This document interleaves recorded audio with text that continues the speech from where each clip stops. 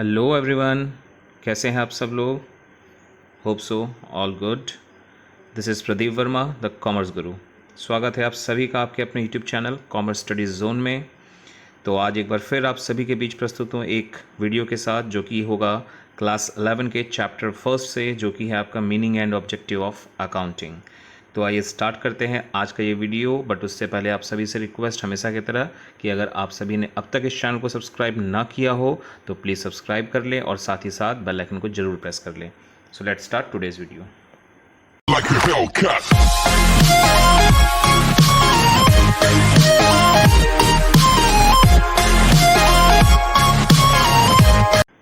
So we will start with the definition of accounting.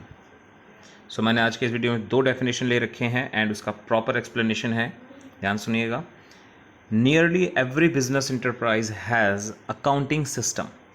It is a means of collecting, summarizing, analyzing and reporting in monetary terms and information about business. तो कहना चाहते हैं कि accounting system हर एक business enterprise का होता ही है, और जिसका मतलब है ये एक मीन्स है आपके लिए, किस चीज़ के लिए, तो कलेक्टिंग के लिए, समराइजिंग के लिए, एनालाइजिंग के लिए और रिपोर्टिंग करना मॉनेटरी टर्म्स में इंफॉर्मेशन को, बिजनेस के बारे में जो इन्फॉर्मेशंस होते हैं। तो ये डेफिनेशन किसने दिया है आपको? R.N. एंथनी का दिया हुआ डेफिनेशन था ये। नाउ एक और डेफिनेशन लेते हैं हम, और उसमें बहुत डेप्थ मीनिंग है, देखिए ध्यान से। Accounting is the art of recording, classifying and summarising in a significant manner and in terms of money, transactions and events which are in part at least of a financial character and interpreting the results thereof. इन सभी terms को जो यहाँ पे मैंने underline किए हुए हैं, सबका प्रॉपर एक्सप्लेनेशन आपको मिलेगा थोड़ी देर में, तो वहाँ डिटेल में एक्सप्लेन करेंगे। और ये डेफिनेशन किसने दी है आप सभी को? तो ये है आपकी definition from American institute of certified public accountants. ठीक है, तो ये हो गया आपका दो डेफिनेशन एंड इसमें सारी मीनिंग आ जाती है। अब इन्हीं डेफिनेशंस के बेस पर हम ट्रेस करते हैं कि क्या मीनिंग बनती है अकाउंटिंग की। तो let's explore the meaning of accounting.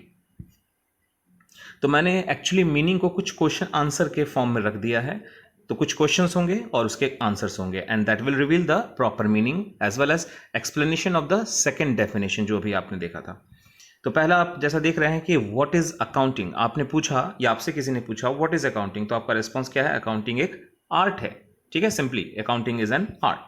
फिर आता है कि which kind of art is accounting, क्योंकि भाई डांसिंग भी एक आर्ट है, म्यूजिक बजाना भी एक आर्ट है, सिंगिंग भी एक डांस आर्ट ही है। तो किस तरह का ये आर्ट है एक्चुअली? तो it is an art of recording, classifying and summarising. ठीक है, तो अब देखिए दो बातें इसमें बन गई ना, कि accounting is an art of recording, classifying and summarising. याद हो जाएगा आराम से आपको। देन आता है नेक्स्ट क्वेश्चन आपका, what are recorded, classified and summarised in accounting. तो अकाउंटिंग में जिसको हम एक आर्ट कह रहे हैं, रिकॉर्डिंग का, क्लासिफाइंग का और समराइज का, तो उसमें हम किस चीज को ऐसा करते हैं? तो उसका जवाब है all the financial transactions and events of business. तो हम किसी भी बिजनेस ऑर्गेनाइजेशंस के इवेंट्स और फाइनेंशियल ट्रांजेक्शन्स को रिकॉर्ड करते हैं, क्लासिफाइड करते हैं और समराइज करते हैं। तो देखिए अब तक क्या क्या बातें आपके सामने आ गई हैं कि accounting is an art of recording, classifying and summarising all the financial transaction and events of a business. Next आपके लिए क्वेश्चन है कि हाउ दीज आर रिकॉर्डेड। अब इनको जब आप रिकॉर्ड कर ही रहे हैं तो रिकॉर्ड कैसे करते हो आप? तो इसका भी जवाब देख लीजिए डेफिनेशन के बेस पर कि these are recorded in a significant manner in terms of money. ठीक है, डेफिनेशन में आपने देखा था, ये लाइन आया था। देन लास्ट चीज, व्हाई अकाउंटिंग इज डन, क्यों अकाउंटिंग करते हो आप? तो इसका भी जवाब आप देख लीजिए, जिससे डेफिनेशन आपकी पूरी हो जाती है।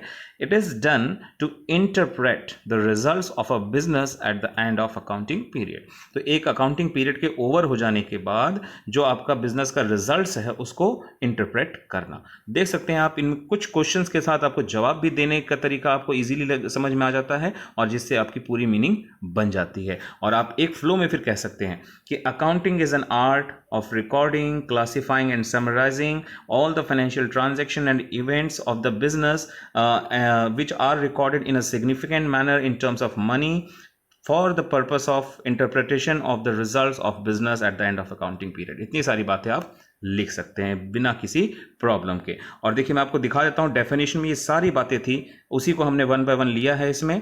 तो आइए देखिए डेफिनेशन का सेकंड नंबर डेफिनेशन हमारा एग्जैक्टली क्या था कि accounting is an art of recording, classifying and summarising in a significant manner and in terms of money, transaction and events which are in part of list, financial character and interpreting the results thereof, है ना।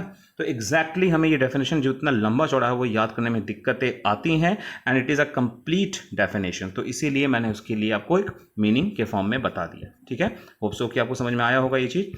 और जिन चीज़ों को आप इसमें नया आपको लग रहा है तो बताना चाहूँगा आप सभी को कि ऑलरेडी मैंने इसके पहले आपको अकाउंटिंग के चैप्टर 2 का, अब आप सोच रहे हो कि चैप्टर 1 तो मैं अब दे रहा हूं आपको, है ना, तो चैप्टर 1 का मैं आपको ऑलरेडी वीडियो दे चुका हूं 2 पार्ट्स के फॉर्म में, लेकिन आपको ये बात समझनी होगी कि चैप्टर 1 को अगर आपको बेहतर तरीके से समझना होगा तो पहले आपको चैप्टर 2 पढ़ना होगा, इसीलिए चैप्टर 2 के वीडियोस को मैंने पहले बनाया था, जो आपको, जिसका लिंक आपको डिस्क्रिप्शन बॉक्स में मिल जाएगा, ठीक है।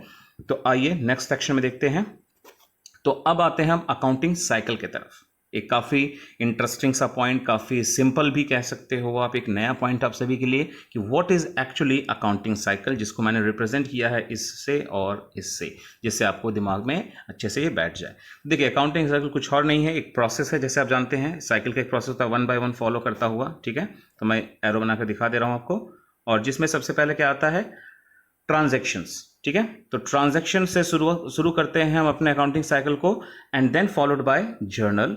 तो इन सब की मीनिंग आपको 1 by 1 अगले ही आपके वीडियो के सेक्शन मिलने वाला है। ट्रांजैक्शन क्या होता है, जर्नल क्या है, देन नेक्स्ट सेक्शन आपका आता है लेजर, देन अकाउंटिंग साइकिल का नेक्स्ट पार्ट है trial balance, and last part है trading and profit and loss account and balance sheet, जिसको कि हम फाइनेंशियल स्टेटमेंट भी कहते हैं। तो ये है आपका प्रॉपर अकाउंटिंग साइकिल। तो आइए अब जानते हैं 1 by 1 उन पॉइंट्स को, उन वर्ड्स को जो आपके अभी अकाउंटिंग साइकिल की मीनिंग में आए हैं। पहला आया आपका transaction. Transactions refers to all the financial events which affect the business and that can be recorded in terms of money। तो हर एक फाइनेंशियल इवेंट जिसका कि असर आपके बिजनेस पर पड़ता है और उसी को हम मॉनेटरी टर्म्स में रिकॉर्ड करते हैं, that are known as transactions. Next आता है आपका जर्नल। तो journal is a book of original entry. हमारे अकाउंट्स में एक तरह से आप कह सकते हैं जिसको जर्नल नहीं आता उसको अकाउंटेंसी भी नहीं आता, हम ऐसा मान सकते हैं, बेसिक चीज है आपके अकाउंटेंसी में ये। तो journal is a book of original entry in which the transactions are recorded for the first of all as and when they take place. जैसे आपको मैं कहूँ आपको इंग्लिश आती है तो आपने कहा यस आती है, मैंने आपको कहा आपसे कि क्या आपको ABCD आता है, आपने कहा नहीं आता, तो आपको कैसे इंग्लिश आती है इसका मतलब। तो यानी जिस तरह ABCD हमारे इंग्लिश का बेसिक है, फाउंडेशन है, वैसे ही जर्नल हमारे रिकॉर्डिंग का सबसे बेसिक एक स्टेप है। अगर आपको जर्नल ही नहीं आता तो आपको अकाउंटिंग भी मान सकते हैं नहीं आता है। तो जर्नल वो है जिसमें कि आप ट्रांजेक्शन को सबसे पहले रिकॉर्ड करते हैं, ठीक है। देन आता है आपका लेजर। तो ledger is a book which contains a classified and permanent record of all the transaction of a business। Business के सभी ट्रांजेक्शन को एक परमानेंटली प्लेस पे क्लासीफाई करके रिकॉर्ड करना, उसी बुक को कहते हैं आप लेजर। देन आता है आपका trial balance. It is a list of debit and credit. अब आपके सामने एक वर्ड आया है डेबिट एंड क्रेडिट। मैं आपसे फिर कहता हूं कि ये वर्ड्स आपके नए होंगे, लेकिन ऑलरेडी मैंने इन सभी वर्ड्स को एक्सप्लेन करते हुए अपना पिछला वीडियो बनाकर दिया हुआ है आप सभी को, जिसमें सारे वर्ड एक्सप्लेन है चैप्टर 2 से, वो आप जरूर देखिएगा। आपको आई बॉक्स में भी दिख रहा होगा यहाँ पर फ्लैश करता हुआ, तो आप जाइए उसको क्लिक करके जरूर देखिए, आपको ना मालूम हो तो ट्रायल बैलेंस एक लिस्ट है डेबिट एंड क्रेडिट बैलेंसेस का, taken out from the ledger. तो जो आप लेजर बनाते हैं उसमें जो बैलेंसेस निकल कर आते हैं उसी को लेकर के एक लिस्ट बनाते हैं हम सभी डेबिट और क्रेडिट बैलेंस का। And always remember that debit is always equal to credit. Next आता है आपका जो कि लास्ट पॉइंट है, trading, profit and loss and balance sheet are the financial statement और एंड प्रोडक्ट्स। अक्सर पूछा जाता है बच्चों से कि क्या है एंड प्रोडक्ट हमारे अकाउंटिंग साइकिल का, तो आपका जवाब यही है, trading, profit and loss and balance sheet. तो ये हमारे फाइनेंशियल स्टेटमेंट्स भी कहलाते हैं, या इसी को हम एंड प्रोडक्ट्स कहते हैं बिजनेस के, which is use to interpret the results. अब इंटरप्रिटेशन ऑफ रिजल्ट्स हमने बार बार वर्ड यूज किया ना, क्या देखिए उसका मतलब है कि to ascertain the profitability and the financial position at the end of accounting year. अब आप देख सकते हैं बार बार एक और चीज आपके सामने आ रहा है, अकाउंटिंग ईयर। तो आपको अगले ही सेक्शन में अकाउंटिंग ईयर का प्रॉपर एक्सप्लेनेशन मिलने वाला है। तो आइए बढ़ते हैं अपने नेक्स्ट सेक्शन की तरफ, वो है आपका अकाउंटिंग ईयर और अकाउंटिंग पीरियड, ठीक है। जैसे कि आप कैलेंडर जानते हैं बिल्कुल वैसा ही है, बट डिटेल में जानेंगे थोड़ा सा। It is a duration generally of 12 months in which the business transactions are recorded, classified, summarized, and the results are interpreted for making important conclusions. तो जनरली 12 मंथ्स का, हाउएवर ये 6 महीने का भी हो सकता है, 3 महीने का भी हो सकता है, it depends upon the business की बिजनेस में आप कब इंटरप्रिटेशन चाहते हैं। तो ये एक 12 मंथ्स का वो ड्यूरेशन होता है जिसमें आप अपने बिजनेस के ट्रांजेक्शन्स को रिकॉर्ड करते हैं, क्लासीफाई, समराइज करते हैं और साथ साथ रिजल्ट्स को इंटरप्रेट करते हैं अपने important conclusions and policy formulations के लिए। Now types of accounting period और ईयर।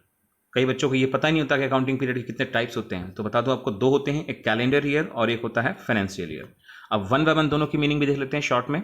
तो जैसा आप सभी जानते हैं, आप सभी को ये कैलेंडर के मंथ्स याद ही हैं, उसको दिखाने के लिए मैंने इसको नहीं रखा है आपको। तो ध्यान से देखिए, आपके सामने एक GIF चल रहा है जो कि जनवरी से लेकर दिसंबर तक के कैलेंडर के पेजेस को शो कर रहा है। That reveals the meaning of calendar year.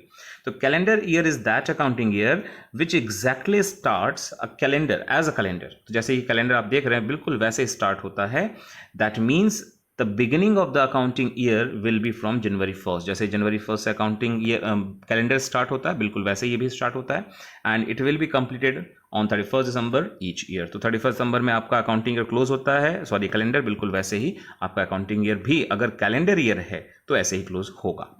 Now आपका दूसरा आता है फाइनेंशियल ईयर। जैसा आप देख पा रहे हैं, आपको कैलेंडर के 2 डेट्स दिख रहे हैं, अप्रैल 1 और मार्च 31, यानी ऐसा ईयर जिसकी एंडिंग डेट होती है मार्च 31। तो आइए अब इसकी मीनिंग को भी देख लेते हैं। तो financial year is that year which starts from April 1 and ends with March 31 each year. तो जो अप्रैल 1 से शुरू होकर मार्च 31 को खत्म हो जाता है। And this is the most common accounting year which is used by most of the business organisation as well as government offices. आप देखते हैं अप्रैल से मार्च के सेशन में हम स्कूल में पढ़ रहे हैं, एकेडमिक हमारी पढ़ाई अप्रैल टू मार्च होती है, बजट भी उसी सेशन के अकॉर्डिंग आते हैं, है ना। हमें इनकम टैक्स का असेसमेंट भी अप्रैल टू मार्च के सेशन में करना होता है। तो यही सब मिलाकर हमारा फाइनेंशियल ईयर है जो सबसे कॉमन है, हर एक बिजनेस ऑर्गेनाइजेशन इसको जनरली फॉलो करता है और कंपनीज के लिए तो मैंडेटरी है, ठीक है ना। तो इतनी बातें आप सभी के लिए बहुत है रिगार्डिंग अकाउंटिंग ईयर। चलिए आते हैं अपने नेक्स्ट सेक्शन की तरफ, जो कि कैरेक्टरिस्टिक्स ऑफ अकाउंटिंग। तो जैसा आप देख रहे हैं इस इमेज में, आर्ट एंड साइंस। तो पहला यही है हमारा फीचर या कैरेक्टरिस्टिक्स कि accounting is an art as well as science. So एक छोटा सा एक्सप्लेनेशन कि अकाउंटिंग इज एन आर्ट। तो क्योंकि मैंने आपको पहले ही बताया, आर्ट तो बहुत कुछ होते हैं, लाइक म्यूजिक करना, सिंगिंग करना, खेलना कूदना, ये सब भी आर्ट होता है। तो अकाउंटिंग एक आर्ट है, किस चीज़ का? रिकॉर्डिंग का, क्लासीफाइंग का, समराइजिंग का, business transactions and a view to ascertain the net profit and financial position of the business enterprise. Accountancy is also science. तो यहां तो आ गया कि अकाउंटिंग आर्ट है, तो वैसे accountancy is also science because it is organised body of knowledge based on certain specified principles and accounting standards. तो कुछ प्रिंसिपल्स को फॉलो करता हुआ ये ऑर्गेनाइज्ड बॉडी है, जिसको कि हम अपने आने वाले नेक्स्ट वीडियोस में सीखेंगे, वेरियस प्रिंसिपल्स ऑफ अकाउंटिंग, ठीक है। तो इसके लिए आपको चैनल को सब्सक्राइब करना पड़ेगा सो दैट आपको नोटिफिकेशन आ जाए जैसे ही मैं इसका वीडियो अपलोड करूंगा, है ना। तो ये हो गया हमारा पहला फीचर कंप्लीट। सेकंड, आप देख सकते हैं काफ़ी सारे इमेजेस मैंने ले रखे हैं जिसमें कि आपको लड़ाई करते हुए कुछ लोग दिख रहे हैं, कुछ बहस या झगड़ा करते हुए दिख रहे हैं, स्ट्राइक दिखाया गया है और कुछ पैसों का हिसाब किताब भी दिखाया गया है। तो इससे कुछ बातें आपके सामने आने वाली है। Recording of financial transactions only. देखिए क्या है मीनिंग, फिर उसके बाद एक और कंक्लूजन पे आएंगे हम। Only those transactions and events are recorded in accounting which are of financial character.